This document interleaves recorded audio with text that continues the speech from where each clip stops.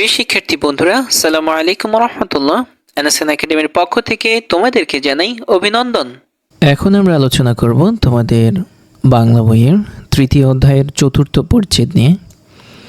তো তৃতীয় অধ্যায়ের চতুর্থ পরিচ্ছেদটি হচ্ছে যে তোমাদের বাংলা বইয়ের 52 পৃষ্ঠা। তো চলো বন্ধুরা আমরা দেখি এই পরিচ্ছেদের মধ্যে কোন টপিক নিয়ে কথা বলা হয়েছে। তার মানে আমরা বুঝতে পেরেছি এই টপিকে বাক্য নিয়ে আলোচনা করা হবে। তো চলো বন্ধুরা আমরা শুরু করি। এখানে বলা হয়েছে নিচের বাক্যগুলো পড়ো এবং বাক্যগুলোতে সাধারণভাবে কি অর্থ প্রকাশ পাচ্ছে তা উল্লেখ করো। এই যে এখানে বলা হয়েছে যে এই বাক্যগুলো পড়ার পরে হচ্ছে যে এগুলাতে কি অর্থ প্রকাশ পেয়েছে সেটা উল্লেখ করার জন্য। আচ্ছা, তো আমরা দেখতে পাচ্ছি যে এখানে প্রথম বাক্যটিতে বলা হয়েছে আমি বাজারে যাচ্ছি। তারপরে দ্বিতীয় বাক্যটিতে বলা হয়েছে তুমি কোথায় যাচ্ছ। তৃতীয় বাক্যটিতে বলা হয়েছে যে তুমি বাজারে যাও। চতুর্থ বাক্যটিতে বলা হয়েছে ওরে বাবা কত বড় বাজার। তো প্রিয় বন্ধুরা, এই আনসারটি হচ্ছে যে আমরা আমাদের আনসার সেকশনে খুবই সুন্দরভাবে তোমাদের জন্য সাজিয়ে রেখেছি। এখন তোমাদেরকে নিয়ে যাব সেখানে। আর সেখানে নিয়ে যাওয়ার আগে তোমাদেরকে বলে নিচ্ছি, যদি আমাদের ভিডিওগুলো তোমাদের ভালো লাগে প্লিজ অবশ্যই আমাদের ভিডিওতে একটি লাইক দেবে এবং হচ্ছে যে আমাদের চ্যানেলে সাবস্ক্রাইব করবে। আর যারা অলরেডি সাবস্ক্রাইব করেছো তোমাদের সবাইকে অসংখ্য অসংখ্য ধন্যবাদ জানাচ্ছি। এই হচ্ছে ষষ্ঠ শ্রেণী বাংলা বই 52 পৃষ্ঠার সমাধান। তো প্রিয় বন্ধুরা, তো এখানে একদম প্রথম বাক্য যেটি ছিল সেটি হচ্ছে যে আমি বাজারে যাচ্ছি, যেটার অর্থ প্রকাশ পাচ্ছে যে হচ্ছে যে একটি বক্তব্য বোঝানো হয়েছে। তারপরে দ্বিতীয় যে বাক্যটি ছিল সেটি হচ্ছে যে তুমি কোথায় যাচ্ছ। এটা হচ্ছে যে আমরা বুঝতে পেরেছি যে প্রশ্ন করা হচ্ছে বা হচ্ছে যে জানতে চাওয়া হচ্ছে যে সে কোথায় যাচ্ছে। তারপরে হচ্ছে যে এখানে 3 নাম্বার যেই বাক্যটি ছিল সেটি হচ্ছে যে তুমি বাজারে যাও। এখানে আমরা বুঝতে পারছি যে কেউ একজন তাকে নির্দেশ দিচ্ছে যে তুমি বাজারে যাও, তার মানে আমরা এখানে বুঝতে পেরেছি যে নির্দেশ বোঝানো হচ্ছে। তারপরে 4 নাম্বার যে বাক্যটি ছিল সেটি হচ্ছে যে ওরে বাবা কত বড় বাজার। এখানে অবাক হয়েছে, প্রথমত হচ্ছে যে ওরে বাবা বলে কি হয়েছে, অবাক হয়েছে, এমন অনুভূতি বোঝানো হয়েছে যে কত বড় বাজার সে অবাক হয়েছে। তো ডিয়ার স্টুডেন্টস, এটি ছিল হচ্ছে যে আমাদের 52 পৃষ্ঠার সমাধান। আশা করি তোমরা বুঝতে পেরেছো। আমরা দেখি 52 পৃষ্ঠার মধ্যে এরপরে কি বলা হয়েছে। তো আমরা এখানে এরপরে দেখতে পাচ্ছি যে এখানে বলা হয়েছে বিভিন্ন ধরনের বাক্য।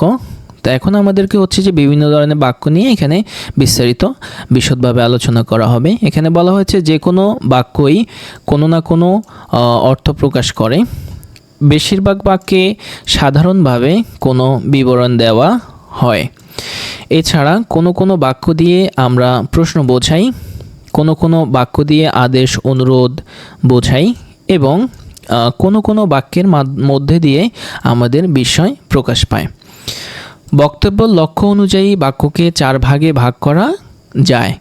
যেমন হচ্ছে নাম্বার 1, 1 নম্বরে হচ্ছে যে বিবৃতিবাচক বাক্য, যেটি হচ্ছে যে ইংরেজিতে আমরা জানি যে অ্যাসার্টিভ সেন্টেন্স, যেটি হচ্ছে যে সাধারণভাবে কোনো বিবরণ প্রকাশ পায় যেসব বাক্যে সেগুলোকে বিবৃতিবাচক বাক্য বলে।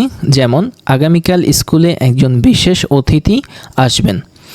আচ্ছা, এরপরে হচ্ছে 2 নম্বরে হচ্ছে যে প্রশ্নবাচক বাক্য, যেটি হচ্ছে যে ইংরেজিতে ইন্টারোগেটিভ সেন্টেন্স। তো এখানে বলা হয়েছে কারো কাছ থেকে কিছু জানার জন্য যেসব বাক্য বলা হয় বা লেখা হয় সেগুলোকে প্রশ্নবাচক বাক্য বলে। যেমন তুমি কি জানো কালকে আসবেন স্কুলে, এই যে প্রশ্ন করা হয়েছে এটি হচ্ছে যে প্রশ্নবাচক বাক্য। এরপরে 3 নম্বরে হচ্ছে যে আমাদের অনুজ্ঞাবাচক বাক্য, যেটি হচ্ছে যে ইংরেজিতে ইম্পারেটিভ সেন্টেন্স। আদেশ, নিষেধ, অনুরোধ, প্রার্থনা ইত্যাদি বোঝাতে অনুজ্ঞাবাচক বাক্য হয়। যেমন তোমরা সবাই কাল স্কুলে উপস্থিত থাকার চেষ্টা করো, এখানে নির্দেশ প্রদান করা হয়েছে। আচ্ছা, এরপরে সর্বশেষ যে বাক্যটি সেটি হচ্ছে যে আবেগবাচক বাক্য। এখানে বলা হয়েছে কোনো কিছু দেখে বা শুনে অবাক হয়ে যে ধরনের বাক্য তৈরি হয় সেগুলোকে আবেগ সূচক বাক্য বলে। যেমন হচ্ছে যে দারুণ, এই যে এখানে হচ্ছে যে আমাদের এক্সক্লেমেশন মার্কস দেয়া হয়েছে, আবেগ সূচক চিহ্ন দেয়া হয়েছে। তুমি সময় মতো আসতে পেরেছ, এই যে এখানে বলেছে দারুণ তুমি সময় মতো আসতে পেরেছ। সো ডিয়ার স্টুডেন্টস, এটি ছিল হচ্ছে যে তোমাদের 52 পৃষ্ঠার আলোচনা। আর আশা করি তোমরা বুঝতে পেরেছো। আমাদের সঙ্গে থাকার জন্য তোমাদেরকে অসংখ্য অসংখ্য ধন্যবাদ।